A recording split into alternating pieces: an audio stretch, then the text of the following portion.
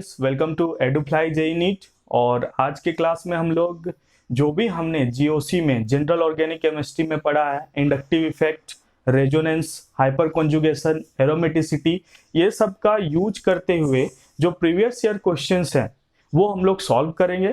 तो जो सबसे फर्स्ट क्वेश्चन मैं ले रहा हूँ ये आपका जेई मेन 2013 का क्वेश्चन है और उसमें आपको एसिडिक स्ट्रेंथ फाइंड करने के लिए दिया गया है। तो क्वेश्चन मैं आपको लिख देता हूं बोर्ड में।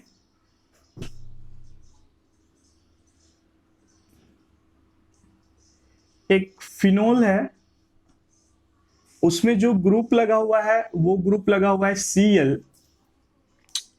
दूसरा फिनोल और उसके जो पैरा पोजीशन पे लगा हुआ है वो लगा हुआ है CH3। तीसरा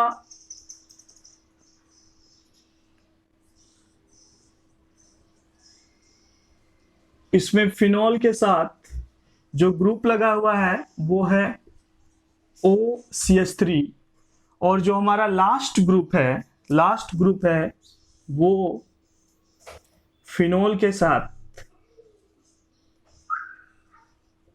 पैरा पोजीशन पे जो ग्रुप लगा हुआ है वो लगा हुआ है NO2। ठीक है, इसका नेमिंग दे दिया उसने A, B, C और D। ठीक है, जेई मेंस का क्वेश्चन। इसमें आपको फाइंड करने के लिए बोल रहा है कि भाई इसमें से ये बताओ कि सबसे ज्यादा एसिडिक क्या है, या आप अरेंज करो in the order of acidic strength, increasing order और डिक्रीजिंग ऑर्डर। ठीक है, तो हम लोग क्वेश्चन को समझते हैं। सबसे पहले आपको क्या फाइंड करने के लिए बोला कि एसिडिक स्ट्रेंथ का ऑर्डर। तो हमने क्या पढ़ा है एसिडिक स्ट्रेंथ में कि भाई सबसे पहले क्या करो, कॉन्जुगेट बेस बना। मतलब जो भी आपको कंपाउंड दिए गए हैं, एसिड दिए गए हैं, उसके लिए आप क्या करो, सबसे पहले आप H+ हटाओ और उसका कॉन्जुगेट बेस बनाओ। हमने क्या करा, सभी सिस्टम से H को हटाया और उसका क्या बना दिया, कॉन्जुगेट बेस बना दिया। यहां भी O-H+, O-H+, O-H+। ठीक है, हाइड्रोजन हटा रहे हैं, H+ हटा रहे हैं, तो O- और H+ बन गया। अब क्या हो रहा है, इसमें से आपको मैंने बताया था कि जब भी स्टेबिलिटी आपको फाइंड करने के लिए बोला जाए तो आप क्या करोगे भाई, कॉमन चीजें सेलेक्ट कर लेना। जो चीजें कॉमन है वो आप सेलेक्ट कर लेना। चारों कंपाउंड में, तीनों कंपाउंड में, जितने भी कंपाउंड में आपको कंपेयर करने के लिए दिया जाए तो इसमें आपको कॉमन क्या दिखेगा, इसमें कॉमन दिख रहा है ये पूरा O- और बेंजीन ग्रुप। इसमें भी O- और बेंजीन ग्रुप, मींस कॉमन चीजें आपने सेलेक्ट कर लिया।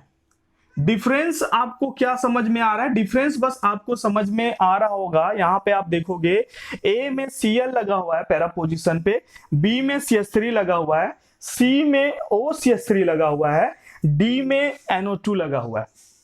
तो सबसे पहले देखिए कि कॉन्जुगेट बेस हमारा क्या है, नेगेटिव चार्ज, सभी में O- वाले क्या चाहेंगे, अपने आप को न्यूट्रलाइज करेंगे नीचे उतर के, सभी में वही चीज हो रहा है, कॉमन चीज है ये। O- वाले क्या चाहेंगे, नीचे उतरे और न्यूट्रलाइज हो जाए। भाई नेगेटिव चार्ज है, मैंने पहले भी बोला था, charge neutralization makes structure stable. अगर वो नेगेटिव चार्ज है उसके लिए स्टेबिलिटी का मतलब क्या है कि भाई मेरे से कोई इलेक्ट्रॉन निकाले। अब हम लोग देख देते हैं जो चेंजेज आया है चारों कंपाउंड में। यहां पे जो Cl ग्रुप है वो क्या शो करता है, Cl ग्रुप दो तरीके से इफेक्ट शो करता है, एक तो -I और अगर इंडक्टिव इफेक्ट की बात करें तो -I। जितने भी इलेक्ट्रोनेगेटिव एटम थे वो -I शो करते थे, इंडक्टिव इफेक्ट का पॉइंट। और ये इसमें इलेक्ट्रॉन पेयर है तो ये क्या होता है, +R। इलेक्ट्रॉन है तो रेजोनेंस देगा, इलेक्ट्रॉन डोनेट करेगा। लेकिन इसका जो इंडक्टिव इफेक्ट और रेजोनेंस में अगर कंपेयर करें, क्योंकि Cl आपका एक हाईली इलेक्ट्रोनेगेटिव एटम है तो ये क्या करता है, इसका इंडक्टिव इफेक्ट डोमिनेट करता है। ठीक है, रेजोनेंस भी शो कर रहा है, रेजोनेंस में +R शो कर रहा है, लेकिन जितना ये इलेक्ट्रॉन देगा नहीं रेजोनेंस के थ्रू, उतना वो इलेक्ट्रॉन को विड्रॉ कर लेगा सिग्मा बॉन्ड के थ्रू। तो ये बहुत ही इंपॉर्टेंट है पॉइंट यहां पे कि -I ग्रेटर देन +R। अगर प्रायोरिटी देखें आप हेलोजन कंपाउंड में तो ये याद रख लेना आप कि इंडक्टिव इफेक्ट जो होता है, -I इफेक्ट जो होता है वो क्या होता है, डोमिनेटिंग होता है किससे, +R से। तो मतलब यहां पे क्या कर रहा है, ये इलेक्ट्रॉन को खींच रहा है, कुछ ना कुछ इलेक्ट्रॉन को अपने तरफ खींच रहा है। CH3 की बात करें तो CH3 कौन सा इफेक्ट शो करेगा, प्लस आई इफेक्ट शो करेगा, plus H effect, hyper conjugation भी, alpha carbon hydrogen double bond के रिलेटिव में, तो ये इलेक्ट्रॉन को क्या करेगा, सिग्मा बॉन्ड के थ्रू देगा और हाइपर कॉन्जुगेशन के थ्रू भी इलेक्ट्रॉन को पास करेगा। ये क्या चाह रहा था भाई मेरे से कोई इलेक्ट्रॉन निकाले, बस ये आपको बात याद रखना है। यहां पे OCH3 कौन सा इफेक्ट, प्लस आर और माइनस आई, लेकिन यहां पे प्लस आर क्या होता है, ग्रेटर देन माइनस आई। हेलोजन के लिए बस आपको याद रखना है कि माइनस आई इफेक्ट जो होता है वो greater than plus are effect होता है, ठीक है। इसीलिए वो हेलोजन ग्रुप जो होते हैं वो वीक इलेक्ट्रॉन विड्रॉइंग ग्रुप कहलाते हैं। यहाँ पे OCH3 है, इसका लोन पेयर कहां जाएगा, रेजोनेंस में, तो ये कैसा इफेक्ट शो कर रहा है, प्लस आर इफेक्ट शो कर रहा है, और इसका inductive effect minus I effect है, लेकिन ये क्या होगा, डोमिनेटिंग होगा in comparison to minus I effect, मतलब ये इलेक्ट्रॉन को दे रहा है, ठीक है। NO2 माइनस आई भी शो करता है और माइनस आर भी शो करता है। तो फ्रेंड ये टेक्निक है हमारा किसी भी सिस्टम का एसिडिक स्ट्रेंथ फाइंड करने के लिए। हमने क्या किया, H+ हटाया, हमने देखा कि कॉन्जुगेट बेस हमारा क्या है, कॉन्जुगेट बेस हमारा नेगेटिव है, O- है, O- है, O- है, O- है। O- क्या चाहेगा कि भाई नीचे उतरना, ताकि सभी में उतर रहा है, ताकि वो क्या हो, न्यूट्रलाइज हो, अपने आप को स्टेबल बनाए। लेकिन उसको अब हेल्प कौन कौन करेगा, अगर रिलेटिव स्टेबिलिटी देखना है तो हमें देखना है कि कौन अपोज कर रहा है और कौन सपोर्ट कर रहा है, यही कॉन्सेप्ट लेके आपको सारे क्वेश्चन सॉल्व करने हैं, ठीक है। तो Cl का क्या है, minus I effect, plus R भी है माइनस आई भी, लेकिन minus I greater than plus R, star mark, ये याद कर लेना आप। हेलोजन ग्रुप जो होते हैं उसका माइनस आई इफेक्ट क्या होता है, डोमिनेटिंग होता है। तो ये क्या कर रहा होगा, इंडक्टिव इफेक्ट के थ्रू, सिग्मा बॉन्ड के थ्रू कुछ ना कुछ इलेक्ट्रॉन को खींच रहा होगा। मतलब चलो ये चाह रहा था भाई मैं नीचे उतरूं, तो ये कुछ ना कुछ उसको सपोर्ट कर रहा है, ठीक है। इसके बाद यहाँ पे CH3 प्लस आई और प्लस H के थ्रू क्या कर रहा है, इलेक्ट्रॉन को दे रहा है। मतलब ये चाह रहा था कि भाई मेरे से कोई इलेक्ट्रॉन ले, यहाँ पे क्या कर रहा है, सिग्मा बॉन्ड के थ्रू इलेक्ट्रॉन को दे रहा है और हाइपर कॉन्जुगेशन के थ्रू इलेक्ट्रॉन को दे रहा है। तो ये क्या कर रहा है, अपोज कर रहा है उसे स्टेबल बनने में, ठीक है। यहां पे प्लस आर सबसे ज्यादा भाई, प्लस आर इफेक्ट जो होता है डोमिनेटिंग, रेजोनेंस, हाइपर कॉन्जुगेशन और इंडक्टिव की अगर बात करें तो रेजोनेंस इफेक्ट सबसे ज्यादा डोमिनेटिंग होता है। तो प्लस आर इफेक्ट क्या कर रहा है, यहां पे इलेक्ट्रॉन को दे रहा है। ये चाह रहा था कि भाई मेरे से कोई इलेक्ट्रॉन निकाले, ये क्या कर रहा है, इलेक्ट्रॉन को दे रहा है। यहां पे NO2 group minus I effect show कर रहा है, माइनस आर इफेक्ट, मतलब ये सबसे ज्यादा इलेक्ट्रॉन को निकाल रहा है। ये चाह क्या रहा था कि मेरे से इलेक्ट्रॉन निकाले। मतलब समझ में आया फ्रेंड, सबसे ज्यादा इलेक्ट्रॉन को कौन निकाल रहा है, NO2। मतलब सबसे ज्यादा स्टेबलाइज कौन कर रहा होगा, पैरानाइट्रो वाला कॉन्जुगेट बेस सबसे ज्यादा स्टेबलाइज हो रहा होगा। यहां पे देखिए उसके बाद कौन, ये Cl वाला, उसके बाद CH3 रिलेटिव देखे तो दे रहा है, लेकिन इतना नहीं दे रहा है जितना ये दे रहा है। तो सबसे ज्यादा ये दे रहा है, मतलब सबसे ज्यादा अनस्टेबल कौन हो जाएगा, सबसे ज्यादा अनस्टेबल हमारे लिए C कंपाउंड हो जाएगा, उसके बाद B कंपाउंड हो जाएगा, उसके बाद A और उसके बाद D, ठीक है। मतलब सबसे ज्यादा स्टेबल D, रीजन समझ में आ गया, फिर से रिपीट कर दे रहा हूं, सबसे ज्यादा इलेक्ट्रॉन को यहां पे निकाल रहा है, ठीक है। सबसे ज्यादा यहां चार्ज न्यूट्रलाइजेशन हो रहा है, ठीक है। तो सबसे ज्यादा स्टेबल कॉन्जुगेट बेस किसका बना, D का, मतलब एसिडिक स्ट्रेंथ सबसे ज्यादा D, उसके बाद फिर A, उसके बाद फिर B, उसके बाद C। मतलब सबसे ज्यादा अनस्टेबल कॉन्जुगेट बेस बन रहा है C का, इसलिए सबसे कम एसिडिक C होगा। सबसे ज्यादा स्टेबल कॉन्जुगेट बेस बन रहा है D का, इसलिए सबसे ज्यादा एसिडिक D का बनेगा। समझ में आ गया। तो ये क्वेश्चन, इस टाइप के क्वेश्चन आते हैं, आपको हर समय यही ट्रिक का यूज करना है कि भाई एसिडिक स्ट्रेंथ पूछा, H+ हटाओ, कॉन्जुगेट बेस बनाओ, कॉन्जुगेट बेस का स्टेबिलिटी चेक कर लो, ठीक है। देन फ्रेंड नेक्स्ट जो मैं क्वेश्चन ले रहा हूं वो क्वेश्चन JEE मेंस 2012 का है, और इस बार पिछले साल भी ये क्वेश्चन रिपीट हुआ है, सेम टू सेम क्वेश्चन ये रिपीट हुआ है, और ये क्वेश्चन बेसिक स्ट्रेंथ से रिलेटेड है। तो मैं पहले क्वेश्चन लिख लेता हूं। तो इसमें सबसे पहला जो कंपाउंड दिया गया है, ये कंपाउंड एक 6 मेंबर रिंग है और उसमें क्या है, नाइट्रोजन है, और दूसरा जो कंपाउंड लिया गया है वो दूसरा कंपाउंड 6 मेंबर रिंग नाइट्रोजन, लेकिन यहां पे क्या है, यहां पे ये रेजोनेंस में जा रहा है, इसे हम लोग पिरिडिन भी बोलते हैं। ठीक है, बेंजीन पे अगर एक कार्बन को रिप्लेस करके आप नाइट्रोजन लगा देते हो, उस स्ट्रक्चर को हम लोग क्या बोल रहे हैं, पिरिडिन भी बोल रहे हैं। जो इसके बाद नेक्स्ट कंपाउंड की बात करें तो हम लोग यहां पे ओ नाइट्रोजन, और यहां पे कोई सा भी डबल बॉन्ड है नहीं है, एक इलेक्ट्रॉन है। और इसके बाद लास्ट जो इसमें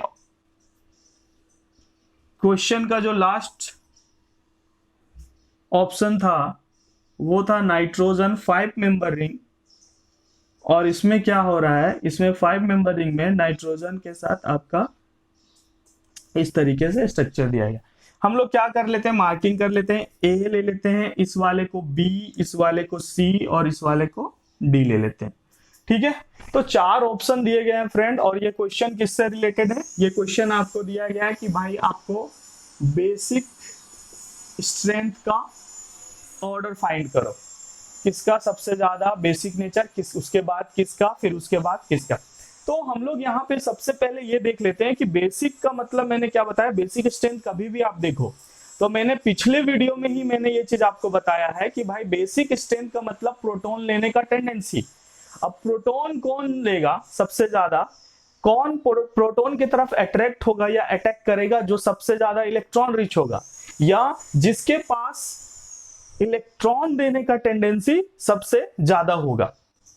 तो यहां पे हम लोग देख लेते हैं कि कौन सबसे ज्यादा इलेक्ट्रॉन को देगा। हमारे पास टूल्स हैं भाई, इंडक्टिव इफेक्ट है, हमारे पास रेजोनेंस है, हमारे पास एरोमेटिसिटी है, ये सब चीजें टूल्स हैं जिसके थ्रू हम लोग देख सकते हैं कि कौन स्ट्रक्चर इलेक्ट्रॉन को रिलीज करेगा और कौन स्ट्रक्चर इलेक्ट्रॉन को रिलीज नहीं करेगा इजिली।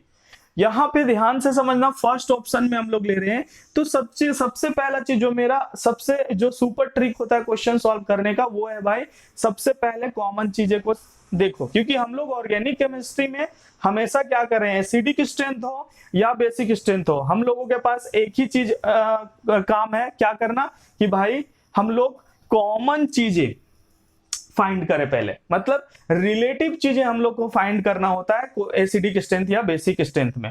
तो हम लोग क्या करेंगे, सबसे पहले कॉमन चीजें फाइंड करेंगे, रेफरेंस मानते हैं, उसके बाद साइड में क्या चेंजेस आ रहा है उससे फिर हम लोग फाइंड कर लेंगे कौन ज्यादा बेसिक है और कौन कम बेसिक है। यहां पे देखिए बेसिक नेचर क्या बनाएगा इस सिस्टम को, बेसिक नेचर क्या बनाएगा, यहां पे नाइट्रोजन के पास जो लोन पेयर है ये इसे बेसिक बना रहा है। रीजन है कि भाई ये वाला जो नाइट्रोजन का लोन पेयर है, जब भी कोई प्रोटॉन को देखेगा उस पर अटैक मारेगा, प्रोटॉन को एक्सेप्ट करेगा, तो ये इसे बेस बना रहा है। सेकेंड क्वेश्चन में ये नाइट्रोजन का इलेक्ट्रॉन जो ये है ये इसे बेस बना रहा है।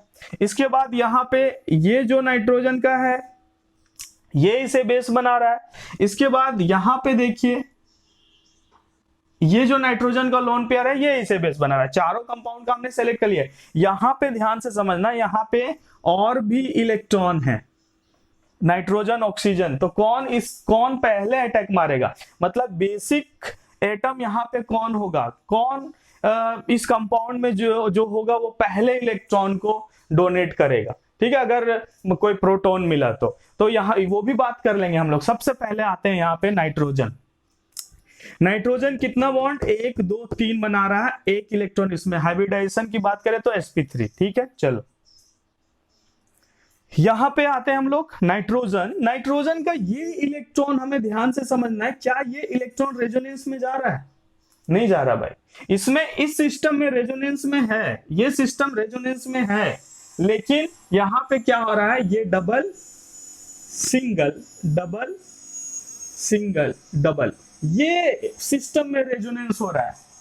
सिस्टम में रेजोनेंस होने से ये वाला इलेक्ट्रॉन तो मूव नहीं कर रहा है वहां पे, मतलब इसका डीलोकलाइजेशन नहीं हो रहा, मतलब ये इलेक्ट्रॉन जो है ये रेजोनेंस में क्या कर रहा है, पार्टिसिपेट नहीं कर रहा है, मतलब ये फ्री इलेक्ट्रॉन है।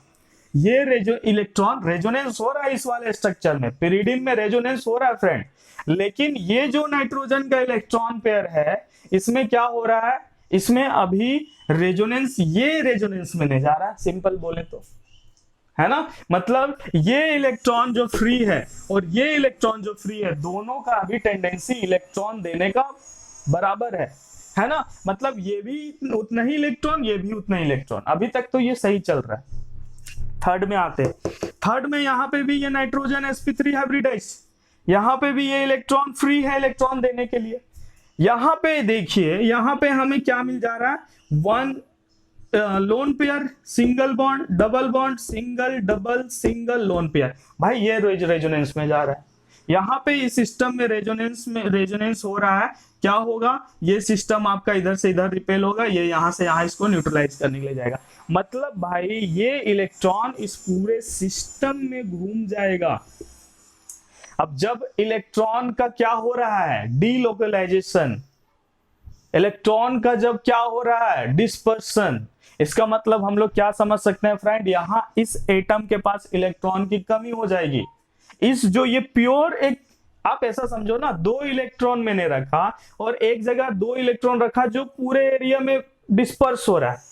कहां पे इलेक्ट्रॉन का डेंसिटी ज्यादा, इस वाले पे इलेक्ट्रॉन का डेंसिटी, एटम सभी नाइट्रोजन ही है, लेकिन एक जगह ज्यादा इलेक्ट्रॉन, एक जगह कम इलेक्ट्रॉन। कम इलेक्ट्रॉन कैसे हो रहा है, डिस्पर्सन के थ्रू हो रहा है।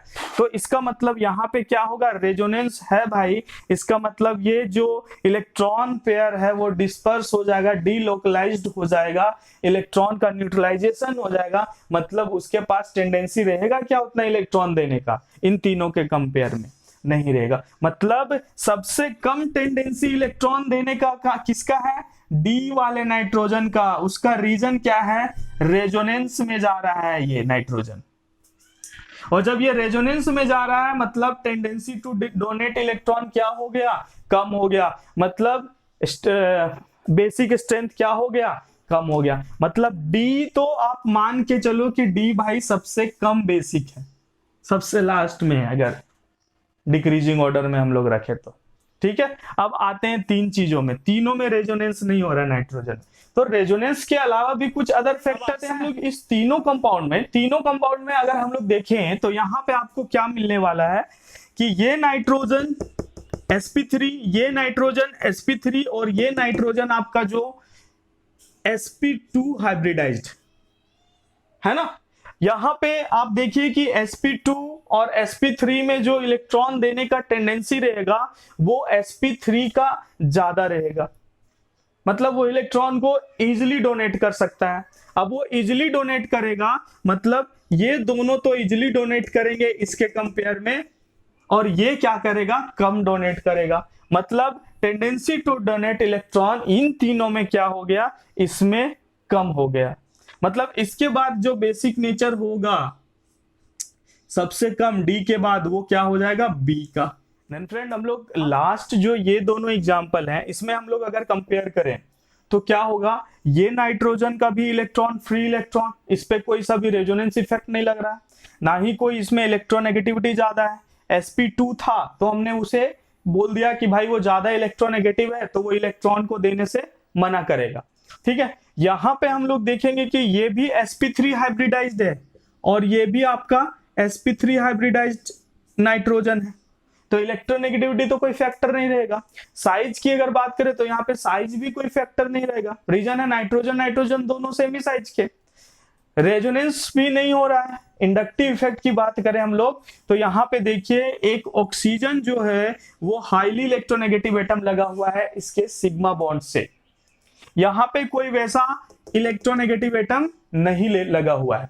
तो हम लोग क्या बोलेंगे कि भाई ये इलेक्ट्रॉन को अपने तरफ विड्रॉ करेगा, और जब अपने इलेक्ट्रॉन को अपने तरफ विड्रॉ करेगा सिग्मा बॉन्ड के थ्रू, तो ये कौन सा इफेक्ट लगा रहा है, माइनस आई इफेक्ट। मतलब कुछ ना कुछ, मैं ये नहीं बोल रहा हूं कि बहुत ज्यादा चेंज आएगा, लेकिन मैं ये बोल रहा हूं कि जो ये फ्री इलेक्ट्रॉन था और ये फ्री इलेक्ट्रॉन था इसे कोई ले नहीं रहा है सिग्मा बॉन्ड के थ्रू, लेकिन यहाँ पे ये थोड़ा ना थोड़ा इलेक्ट्रॉन को अपने तरफ खींच रहा होगा। तो इलेक्ट्रॉन की कमी कहां पे हुई, इस वाले नाइट्रोजन में। इसका मतलब बी के बाद फिर सबसे कम जो टेंडेंसी होगा इलेक्ट्रॉन देने का वो किसका हो जाएगा, सी का हो जाएगा, और उसके बाद सबसे ज्यादा किसका हो जाएगा, ए का हो जाएगा। ठीक है, मतलब अगर बेसिक स्ट्रेंथ की अगर आप बात करो तो सबसे ज्यादा बेसिक क्या होगा, ए, उसके बाद सी, उसके बाद बी और उसके बाद डी। ठीक है, तो हम लोगों ने टूल्स के थ्रू ये चीज समझ लिया कि किस तरीके से बेसिक स्ट्रेंथ हम लोग को फाइंड करना होता है। देन फ्रेंड हम लोग नेक्स्ट क्वेश्चन लेते हैं। इसमें ये क्वेश्चन जो है एरोमेटिसिटी से रिलेटेड है। इससे पहले मैंने क्या किया, एक एसिडिक स्ट्रेंथ से रिलेटेड क्वेश्चन लिया, दूसरा हमने क्या किया, बेसिक स्ट्रेंथ से रिलेटेड क्वेश्चन लिया। एसिडिक वाले में क्या था, उसी तरीके से आपको जितने भी क्वेश्चन जीओसी के वो सॉल्व करने हैं, आपको खुद से सॉल्व करने हैं।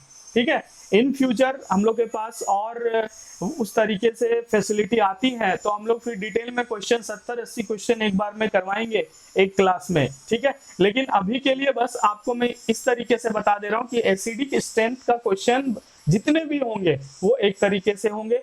बेसिक स्ट्रेंथ वाला मैंने ऐसा क्वेश्चन ले लिया जो जेईई मेंस में रिपीट भी हुआ है, तो उस तरीके से आप सारे क्वेश्चन सॉल्व करना, वो जो मैंने आपको कॉन्सेप्ट दिया उससे।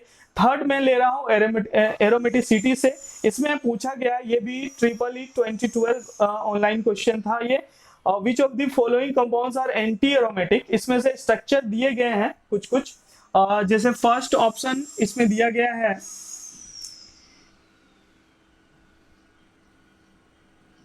5 मेंबर रिंग है, और यहाँ पे फर्स्ट जो कंपाउंड दिया गया है ये दिया गया है। सेकेंड कंपाउंड जो है वो 7 मेंबर रिंग है,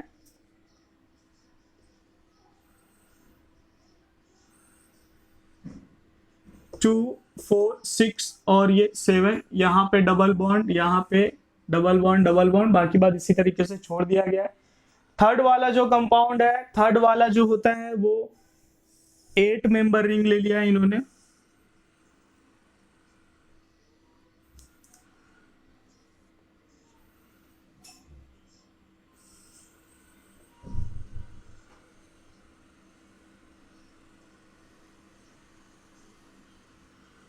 ठीक है, और एक क्वेश्चन और है इसी से रिलेटेड, यहाँ पे उन्होंने क्या करा है, नेगेटिव चार्ज ऐड कर दिया है।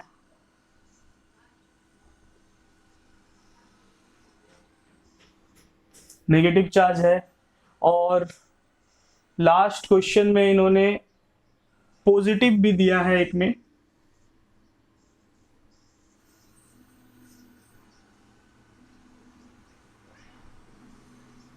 इसमें दिया गया है वो आपका ये दिया गया। अब इसमें से क्वेश्चन क्या था, इसमें से क्वेश्चन पूछा गया था कि विच कंपाउंड्स आर एंटी एरोमेटिक। ठीक है, तो आपको मैंने बहुत अच्छे तरीके से समझाया कि हकल्स रूल क्या होता है। हकल्स रूल में बोला गया था एरोमेटिक के लिए 3 रूल था, एंटी एरोमेटिक के लिए 3 रूल था, और एक आपका नॉन एरोमेटिक के लिए सिंपल था कि भाई जो हकल्स रूल को फॉलो ही नहीं कर रहा था। एरोमेटिक कंपाउंड के लिए अगर बात करें तो हकल्स रूल एंटी एरोमेटिक और एरोमेटिक के लिए बराबर ही था। उसमें क्या था, उसमें दो पॉइंट थे, वो क्या थे कि भाई system must be cyclic and planar, और सेकेंड जो था कि जितने भी एटम है उस साइक्लिक सिस्टम में वो क्या होने चाहिए, इन्वॉल्व होने चाहिए डीलोकलाइजेशन ऑफ इलेक्ट्रॉन और शेयरिंग ऑफ इलेक्ट्रॉन में। ठीक है, थर्ड वाला पॉइंट चेंज हो जाता था, उसमें अगर एरोमेटिक है तो उसके लिए बोलता था कि 4n+2 इलेक्ट्रॉन मुझे चाहिए और पाई इलेक्ट्रॉन चाहिए, और एंटी एरोमेटिक के लिए 4n पाई इलेक्ट्रॉन, मतलब 2 इलेक्ट्रॉन एरोमेटिक तो 4 electron anti aromatic, 6 electron aromatic तो 8 इलेक्ट्रॉन एंटी एरोमेटिक, इस तरीके से था। चलिए स्टार्ट करते हैं फर्स्ट कंपाउंड से। फर्स्ट कंपाउंड हमारे पास दिया गया है, इसमें देखिए double single electron pair, single double single, तो रेजोनेंस में जा रहा है, रेजोनेंस में जा रहा है भाई। ठीक है, यहां पे आपको कंफ्यूजन ये हो सकता है कि जब आप साइक्लिक और प्लेनर है, first point clear, point wise चलते हैं हम लोग, साइक्लिक और प्लेनर है, first point clear. Second point अगर हम लोग यहाँ पे बात करें तो सेकंड पॉइंट क्या बोल रहा था कि भाई जितने भी एटम है वो रेजोनेंस में जाने चाहिए, इलेक्ट्रॉन के शेयरिंग में हेल्प करने चाहिए। तो यहाँ पे जो जितने भी हैं ये क्या करेंगे, हेल्प करेंगे इलेक्ट्रॉन के मूवमेंट में। तो 2 इलेक्ट्रॉन ये मूव करेगा, यहां पे 2 इलेक्ट्रॉन मूव करेगा, और ये 2 इलेक्ट्रॉन मूव करेगा। कंफ्यूजन आपको ये हो सकता था कि भाई जब भी आप काउंट करोगे तो ये लोन पेयर का इलेक्ट्रॉन भी काउंट कर दोगे, मतलब यहाँ पे 8 इलेक्ट्रॉन कर दोगे, लेकिन ऐसा नहीं है। आपको वही इलेक्ट्रॉन काउंट करने हैं जो रेजोनेंस में जा रहे हैं, जो डीलोकलाइजेशन में जा रहे हैं। तो कितने इलेक्ट्रॉन, 2 4 6 इलेक्ट्रॉन जा रहा है, और ये हकल्स रूल को फॉलो कर रहा है दोनों पॉइंट, और लास्ट में 6 इलेक्ट्रॉन मूव कर रहा है, 6 पाई इलेक्ट्रॉन मूव कर रहा है। इसका मतलब ये कैसा कंपाउंड है, ये कंपाउंड जो है वो एरोमेटिक कंपाउंड है। ठीक है, तो ये एंटी एरोमेटिक नहीं हुआ।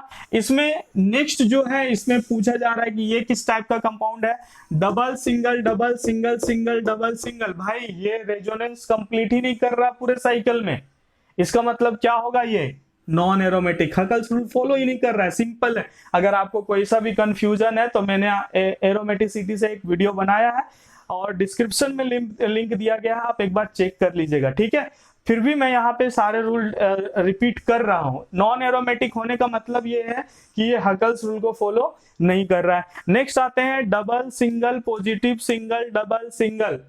साइक्लिक स्ट्रक्चर तो है ही, प्लेनर तो है ही। सेकेंड पॉइंट, एरोमेटिक रेजोनेंस में जा रहा है पूरा सिस्टम, जा रहा भाई। चेक करने का तरीका, कंडीशन मैंने पढ़ा दिया आपको। से double single positive single double single, तो ये क्या होगा, इलेक्ट्रॉन घूमेगा। कितने इलेक्ट्रॉन घूम रहे हैं, 2 इलेक्ट्रॉन यहां से और 2 इलेक्ट्रॉन यहां से, 4 पाई इलेक्ट्रॉन डिलोकलाइजेशन में जाएंगे, मतलब ये क्या हो जाएगा, एंटी एरोमेटिक। एक कंपाउंड मिल गया एंटी एरोमेटिक का। ठीक है, इसके बाद हम लोग ये दोनों क्वेश्चन लेते हैं, लास्ट में ये मैं ले लेता हूं, मैं बताता हूं क्यों ले रहा हूं उसको लास्ट में। यहां पे फिर देखते हैं इस वाले में साइक्लिक प्लेनर, कितने रेजोनेंस में, double single negative single double single, कितने इलेक्ट्रॉन, 6 इलेक्ट्रॉन घूम रहे हैं, मतलब क्या होगा, ये एरोमेटिक होगा। ठीक है, एरोमेटिक कंपाउंड होगा। इसके बाद डबल सिंगल है ना, रेजोनेंस में जा रहा है, साइक्लिक प्लेनर है, कितने इलेक्ट्रॉन घूम रहे हैं, 2 इलेक्ट्रॉन यहां से 2 इलेक्ट्रॉन यहां से, तो कितने हो गए, 4 पाई इलेक्ट्रॉन हो गया। मतलब ये कंपाउंड क्या हो गया, एंटी एरोमेटिक। मतलब कौन कौन से हो गए एंटी एरोमेटिक, ये और ये। इस कंपाउंड की बात करें हम लोग तो यहां पे ध्यान से समझना कि ये electron cyclic, first rule cyclic और प्लेनर होना चाहिए, है भाई, साइक्लिक और प्लेनर है। सेकेंड रूल, भाई जितने भी इलेक्ट्रॉन है वो रेजोनेंस में जाने चाहिए, double single double single double single double single जा रहा भाई।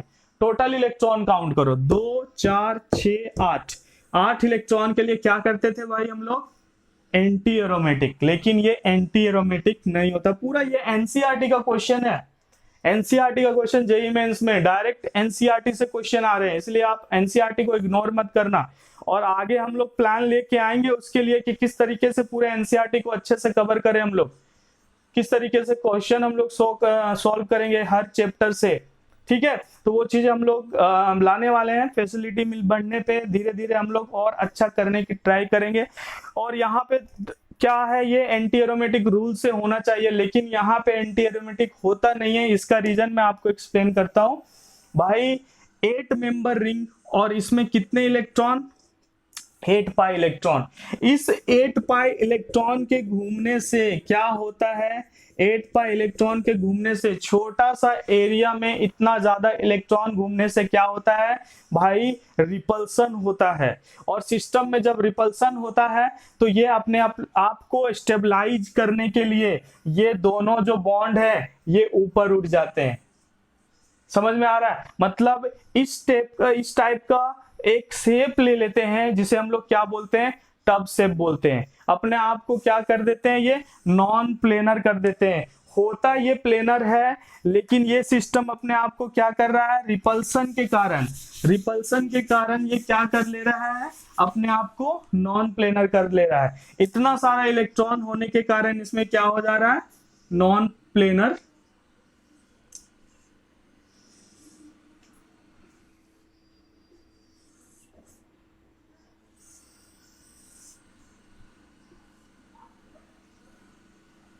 ठीक है, इस टाइप का कुछ शेप इसमें आ जाता है ना, टब शेप आ जाता है। और इसमें अगर आप देखोगे तो ये स्ट्रक्चर क्या हो गया, ये वाले जो दोनों थे ये वाले जो दोनों बॉन्ड थे ये आप देखो कि प्लेनर 8 मेंबर रिंग है, 2 ऊपर उठ गए, तो ऊपर उठने से आपको स्ट्रक्चर किस टाइप का मिलेगा, टब का शेप मिलेगा, है ना। तो ये जो 2 इलेक्ट्रॉन है ये नॉन प्लेनर हो गया, ये पूरा मॉलिक्यूल ही नॉन प्लेनर हो गया। तो यहाँ पे क्या होगा, हकल्स रूल फॉलो नहीं करेगा। और हकल्स रूल क्या बोलता है कि system must be cyclic and planar. Planar ये नहीं होता। प्लेनरिटी इसकी जो होती है, ये कंपाउंड का जो प्लेनर नेचर होता है ये क्या होता है, हट जाता है। क्यों भाई, due to repulsion in electrons. ठीक है, तो ये जो सिस्टम है ये क्या है, नॉन प्लेनर। ये एनसीईआरटी क्लास 11th के हाइड्रोकार्बन चैप्टर में ये आपको मिल जाएगा। ठीक है, एक बार देख लेना, जो basic concept of organic chemistry वाले चैप्टर में मिल जाएगा आपको। तो एक बार